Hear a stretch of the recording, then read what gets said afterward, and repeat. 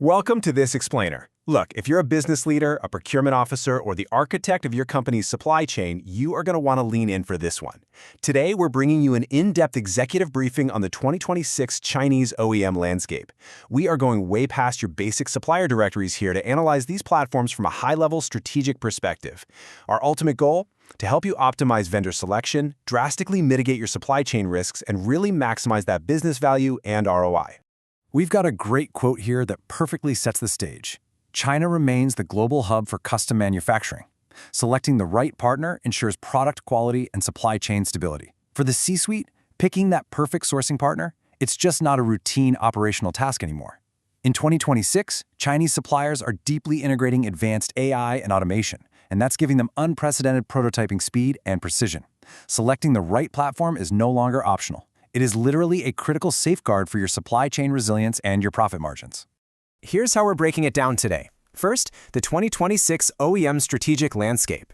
2, maximizing mass-scale production.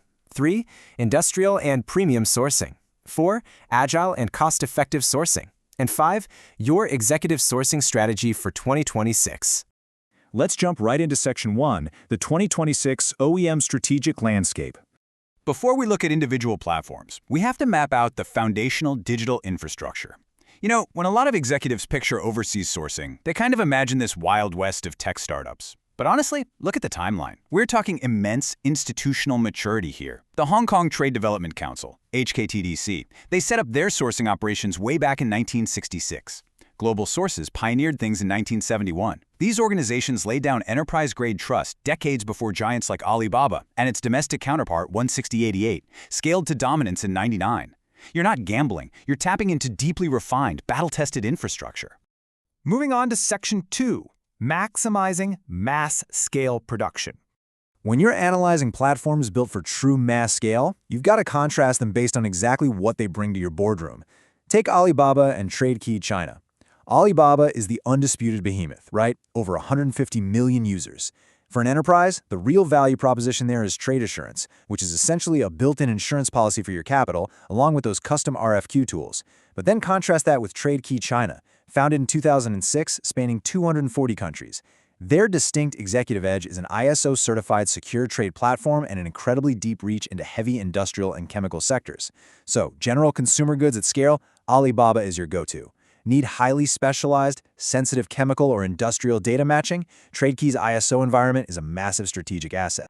And here's the thing, from an executive viewpoint, sourcing is really just risk management. Both of these platforms drive immense business value by taking the unpredictable and standardizing it. By integrating logistics, they completely remove the headache of third-party freight forwarding. Real-time translation, that drastically lowers cross-border friction, which saves you from horribly expensive miscommunications on the factory floor. Add in comprehensive buyer protection and dedicated account managers for premium users, and your capital is rigorously protected during those massive global buys. All right, Section 3, industrial and premium sourcing. But what if your procurement doesn't need mass, generalist goods? What if you need absolute precision?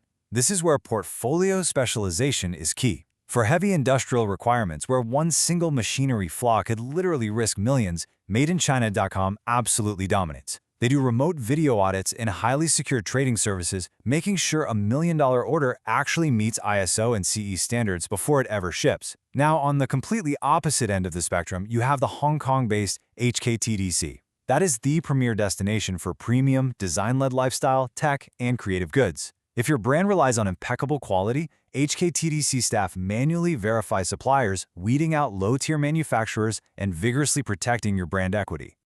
Also playing in this premium tier is Global Sources. Let's be real. For a procurement executive, uncertainty is the enemy of efficiency. Global Sources targets professional volume buyers by completely replacing that uncertainty with incredibly detailed factory audit reports.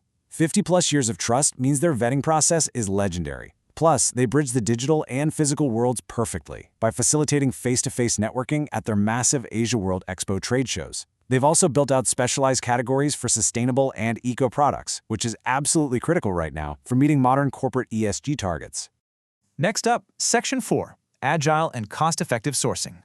If you are on a mission for aggressive cost reduction, 1688.com stands completely alone. It's the largest domestic wholesale platform in China. Why does this matter to you as a global executive? Because it hands your procurement teams direct access to deep-tier manufacturers and localized trending data way before those products ever hit the export market. You are completely bypassing layers of trading companies to get the absolute lowest possible factory direct pricing. Sure, it takes a bit more effort on logistics and translation, but the profit margin expansion is just unmatched. So how do you actually execute an agile market entry strategy without risking a ton of capital? It's a two-step playbook. Step 1. Utilize AliExpress. Yes, it's known for retail, but savvy enterprises use it for zero MOQ, minimum order quantity, market testing. You can chat directly with factories and test prototypes globally. Step 2. Once the market validates your product, seamlessly shift over to DHgate to scale up. You get access to 30 million products and 2 million sellers for small batch custom OEM runs. Crucially, your capital is locked down by their escrow payment system and you get tiered pricing discounts as your volume grows. It's the ultimate low-risk pipeline for corporate innovation. Finally, Section 5, Executive Sourcing Strategy 2026.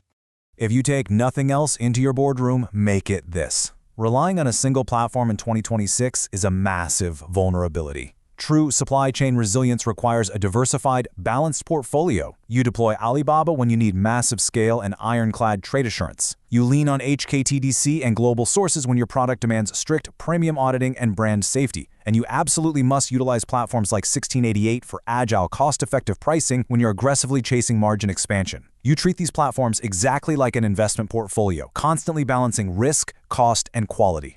Which brings me to our final thought. As you review your supply chain architecture with your team this week, I want you to ask yourself a hard question. Is your 2026 sourcing strategy truly diversified enough to weather sudden global market shifts? Are you actively capitalizing on the AI and advanced manufacturing capabilities these very distinct platforms offer?